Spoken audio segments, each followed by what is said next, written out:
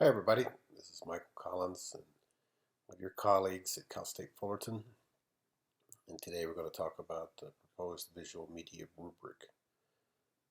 This is probably, I guess, the second or third iteration that we have of this project. So I wanted to walk through some of the steps, and that way I could get some of your feedback, and we could produce the final version of this that we could all use whenever we do visual media rubric assessments that we've discussed multiple times before. So, without further ado, let's go.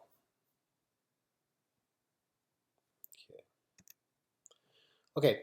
One thing I want to point out is that PowerPoint is just a tool. So let's keep that in mind. It's a supplement to the Speaks rubric for the overall presentation. So it should in no way overshadow the presenter. So um, what I usually like to do is I limit my students to 15 slides. In that way, I the show becomes more about them. So um, that's for you to decide how much you want to do, but I find that's a good number. PowerPoint should enhance the talk, and like I said, they are the show, not the PowerPoint. Okay, here's the proposed rubric. I took the notes and feedback that you provided for the last time, and I narrowed it down to three categories versus the four that we had last time. So it's poor, fair, and excellent. We kept these four categories. You can read them yourselves. But what we're looking for here is professionalism, organization, graphical design, and spelling and grammar. I'm going to go through these first three segments with examples. The spelling and grammar is pretty straightforward. I don't think we need any assistance with that. You know what is good spelling and grammar, and it's just part and parcel of what we do. The others, there's a little more flexibility in the interpretation. So I just want to provide you guys with some visual ideas of what I think that this should look like. So let's start with professionalism, and it's more or less the slide design. Okay, so this is a I would consider a poor category. It's not a lot to it.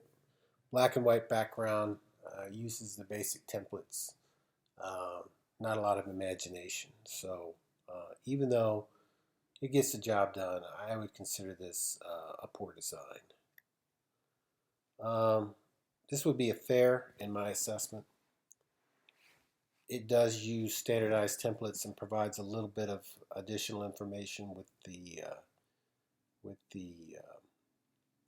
graphic there, but again, it's not awe-inspiring with the use of imagination or anything like that.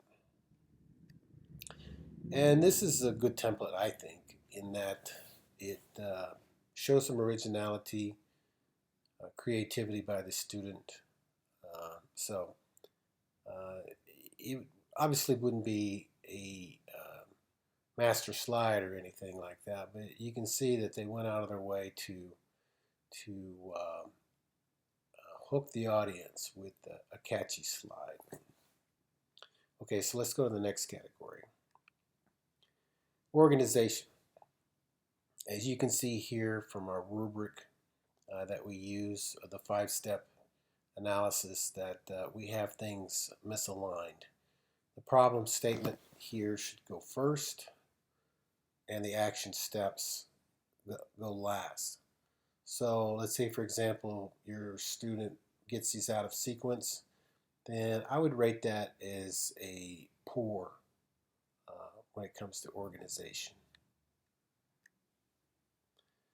Um,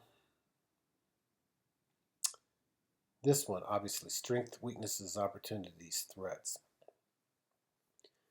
It would go clockwise here, of course. Um, Now, obviously, well, maybe not so obviously, but suppose they wanted to pause here on the weaknesses and elaborate and have discussions back and forth about the weaknesses or the opportunities or whatever. That might be okay. But if you follow the clockwise sequence, strengths, weaknesses, opportunities, threats, that's a logical flow, and it should rate somewhere between fair and excellent, depending on the uh, the observation that the instructor has in that respect. Okay, now we're going to talk about text and slide design. And keep it simple, stupid. Use the 6x6 rule. No more than 6 bullet points. No more than 6 words for each point. And transitions, keep them simple. Nothing dazzling. And the graphics need to support the presentation. And animation. Use very, very sparingly. Okay, obviously this is far too cluttered, so this would rate a poor.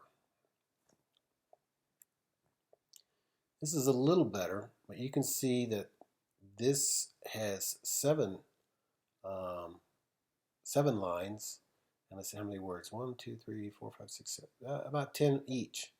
So clearly, it's still cluttered, but it's not so bad that it's not salvageable. Um,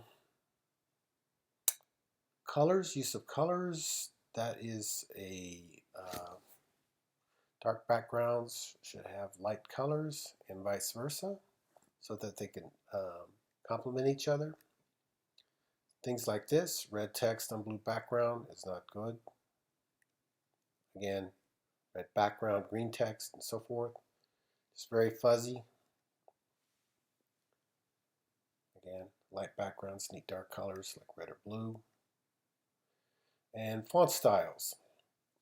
Sans serif font styles are typically better. If they use serif, that's okay, but it's up to you to decide if you want to take off of that because it might work, but usually the sans serifs work better. And you can see we have Courier and Times New Roman, probably not the best choices. Comic Sans and Chiller. Again, this is not business appropriate. And size. People in the back of the room would not be able to see that, so that's something you might want to take into consideration. Okay, are there any questions? If so, please send me an email. I'll be happy to respond if you have any concerns as well. Like I said, this is our third iteration. Hopefully, we can get this thing narrowed down, get things narrowed down and fine-tune where we can produce the final result before the spring semester. Thanks for listening, everybody. Appreciate it.